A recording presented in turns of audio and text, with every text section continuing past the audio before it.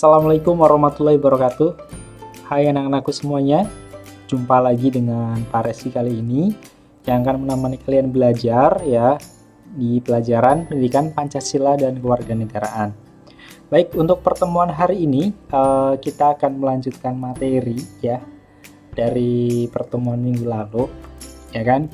Untuk pertemuan kali ini Bapak akan menyampaikan materi terkait dengan hak dan tanggung jawab.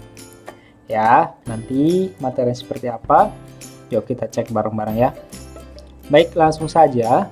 Bapak akan lanjut ke pengertian hak. Nah, hak di sini berarti hak kepunyaan atau hak milik ya. Kalau secara definisi di sini Pak Resi sampaikan, hak merupakan sesuatu yang didapatkan atau diterima seseorang jika telah melakukan serangkaian kegiatan. Nah, kemudian hak ini dapat dimiliki setelah melaksanakan kewajiban ya. Jadi biasanya kita melaksanakan suatu kewajiban terlebih dahulu, nah, baru kita akan punya hak ya, seperti itu. Dan antara hak dan kewajiban ini dalam pelaksanaannya memang harus dilaksanakan secara balance atau secara seimbang ya. Oke, nah di sini Pak Resi akan mencontohkan apa saja sih hak-hak kita ya secara sederhana. Di sini sudah muncul ya di layar kalian. Nah, yang pertama, hak untuk mendapatkan pendidikan atau memperoleh pendidikan. Ya, sama halnya dengan kita sekarang ini ya yang sedang melaksanakan kegiatan pembelajaran ya, kalian punya hak untuk mendapatkan pendidikan ya, salah satunya kita sedang belajar kayak sekarang ya. Karena di Indonesia sendiri untuk anak-anaknya memang sekarang ini wajib belajar 12 tahun ya. Seperti itu. Jadi minimal untuk anak-anak semuanya ya bisa mengenyam pendidikan. Oke, yang kedua adalah hak menyampaikan pendapat. Nah, ini misal kita sedang berdiskusi di kelas ya.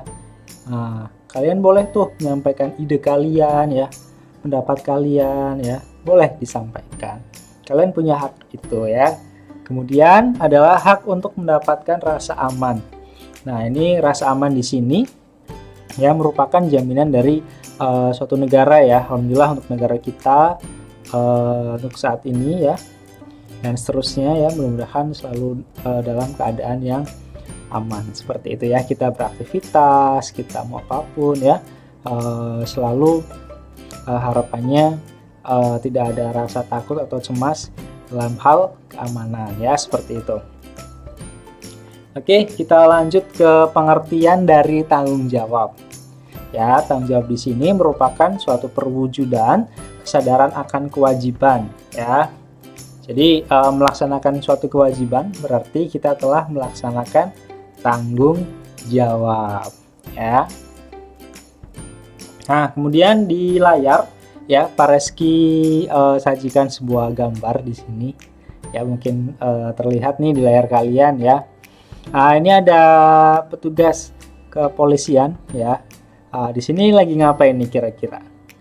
Iya, tepat sekali ya. Nah, di sini para petugas polisi ya sedang bertugas untuk mengatur lalu lintas ya, agar tercipta lalu lintas yang aman, tertib dan lancar ya.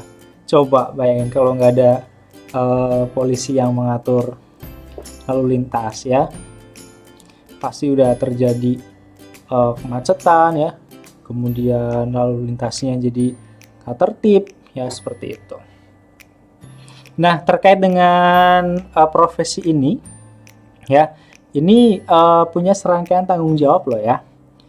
Bukan juga hanya dari polisi tapi juga dari yang lainnya. Yuk kita simak lagi. Nah, di sini Pak Resi akan contohkan suatu tanggung jawab ya tadi ya. Kayak tadi kan polisi ya, di sini punya tanggung jawab mengatur lalu lintas ya agar tertib dan juga jalanannya menjadi lancar nih. Nah, terus kemudian selain polisi di sini juga ada pengguna jalan.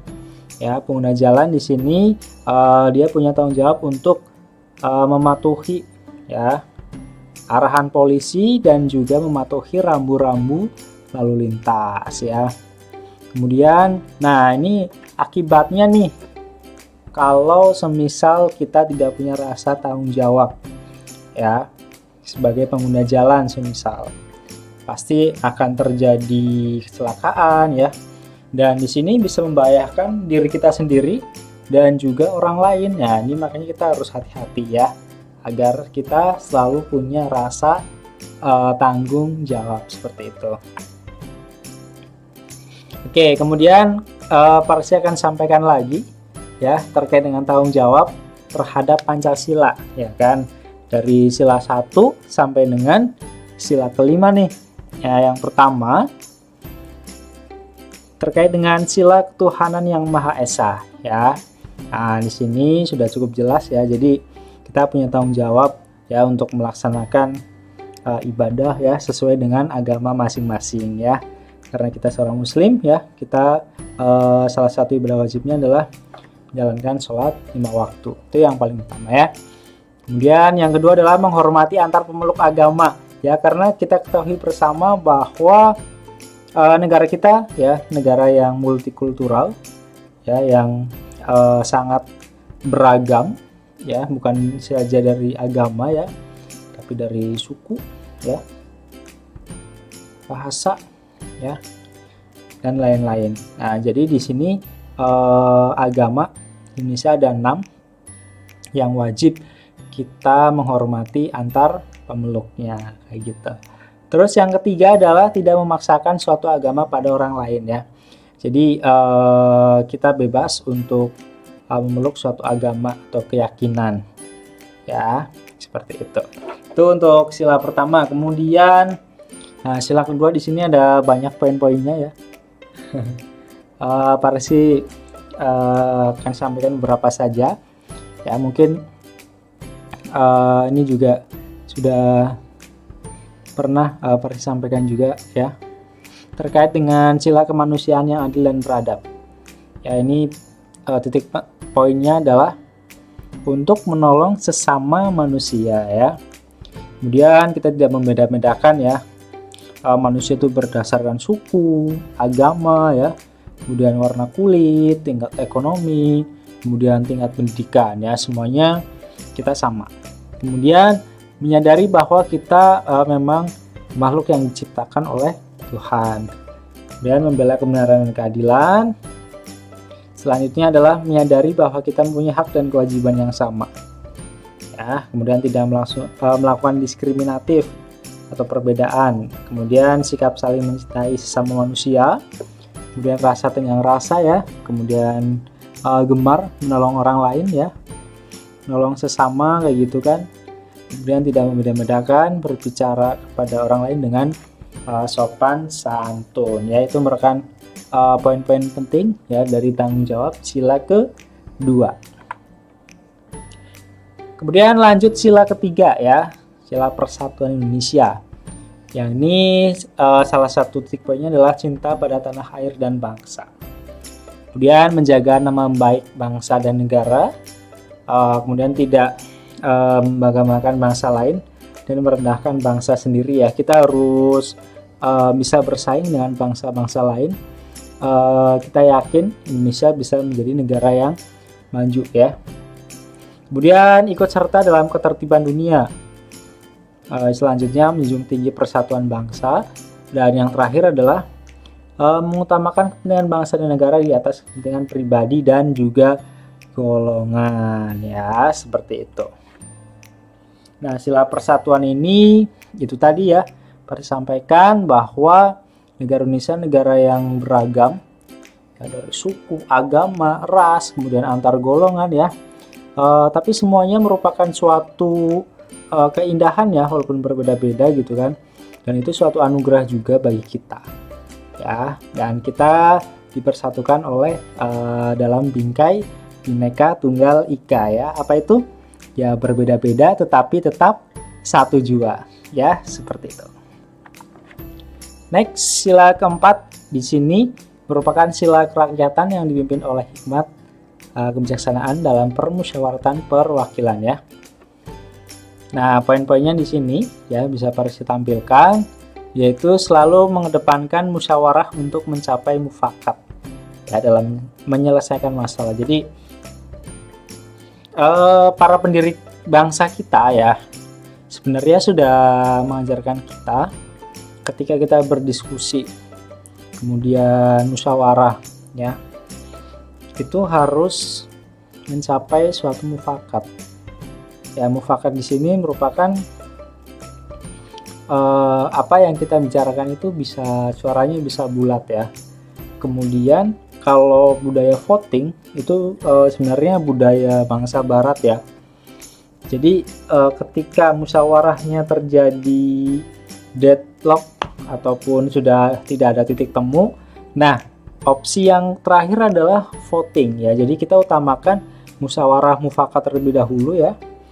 Nah ketika memang susah untuk dipecahkan dalam forum ya, baru ada opsi voting ya.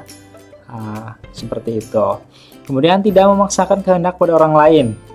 Selanjutnya mengutamakan kepentingan masyarakat, bangsa dan negara. Terus selanjutnya adalah menghormati hasil musyawarah. Jadi ketika hasil musyawarah ini sudah diputuskan bersama, ya kita wajib menghormati ya, seperti itu.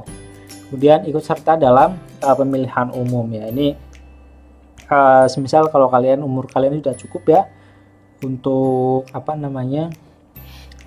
memilih gubernur ya, kemudian wali kota ataupun bupati ya, kemudian memilih presiden dan wakil ya, itu biasanya ketika kalian umurnya sudah 17 tahun nanti kalian sudah punya kartu tanda penduduk. Nah biasanya kalian sudah punya hak untuk memilih dalam pemilihan umum seperti itu ya. Oke, ini yang kelima, sila keadilan sosial bagi seluruh rakyat Indonesia ya.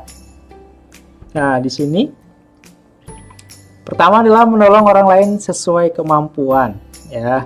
Jadi ketika kita menolong ya, yang paling utama adalah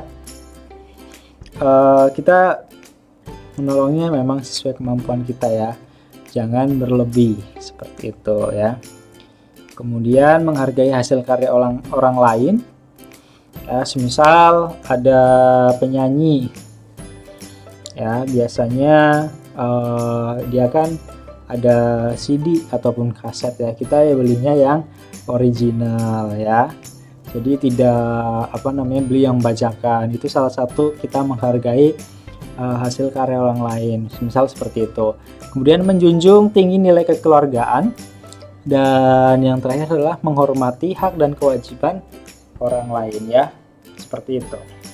Itu untuk tadi ya tanggung jawab kita terhadap sila dalam Pancasila seperti itu. Baik, setelah ini kalian akan mengerjakan tugas ya. Ini Pak Reski sampaikan dulu nih untuk contoh pengerjaan tugasnya. Ya, jadi Pak Reski akan sajikan ya suatu gambar. Nah, nanti kalian di situ akan menjawab ya haknya apa, kemudian tanggung jawabnya apa di gambar tersebut ya. Semisal di sini Pak Reski contohkan ada sebuah taman ya yang ada di gambar. Nah kemudian hak warga ya pada gambar di atas adalah titik.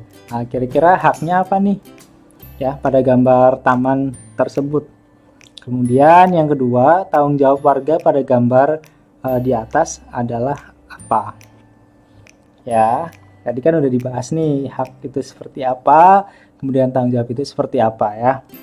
Di sini Pak Reski contohkan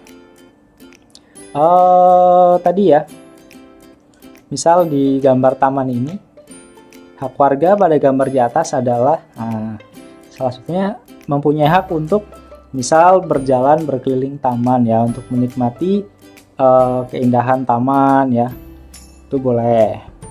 Kemudian tanggung jawabnya ya, di sini Pak Reski tuliskan menjaga kebersihan taman ya, karena tamannya udah bagus ya, udah bersih, udah rapi ya. Ketika kita datang misal membawa makanan dan sebagainya, sampahnya jangan dibuang di sembarang tempat ya, seperti itu ya. Jadi kita harus bisa menjaga kebersihan, kerapihan ya yang ada di taman tersebut. Oke, itu untuk contoh pengerjaan tugasnya ya.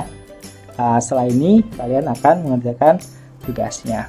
Baik, mungkin itu dulu ya yang bisa Paris sampaikan untuk pertemuan hari ini ya. Semoga bermanfaat untuk kita semuanya ya. Kurang lebihnya mohon maaf ya. Terima kasih. Paris akhiri, billahi taufiq wal hidayah. Wassalamualaikum warahmatullahi wabarakatuh.